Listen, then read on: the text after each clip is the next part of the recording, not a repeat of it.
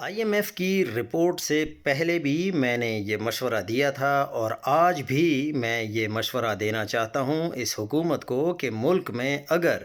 Corruption ختم کرنی ہے تو یہ قانون سازی کر دیں کہ نیب کے ذریعے سے جتنی ریکوری ہوگی وہ ایکسٹرا رقم کے طور پر دفاعی بجٹ کے لیے جائے گی اور وہ کہیں اور استعمال نہیں ہو سکتی۔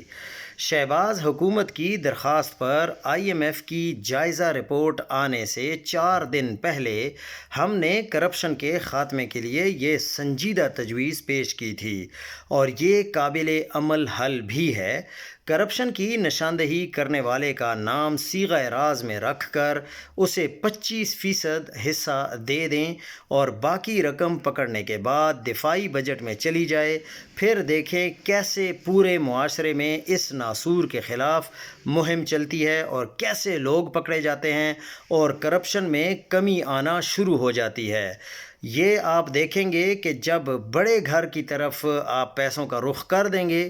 تو آپ یقین مانیں کہ لوگ ڈر کے مارے بھی کرپشن نہیں کریں گے، اور پاکستان میں اصل جڑ ہی کرپشن ہے۔ اگر آپ صرف کرپشن پر قابو پا لیتے ہیں تو آپ کا جی ڈی پی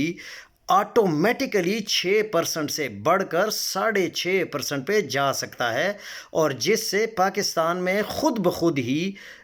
جو کرپشن ہے وہ بھی ختم ہو جائے گی، اور آپ کو کسی سے ادھار بھی نہیں لینا پڑے گا، آپ کو آئی ایم ایف کے بھی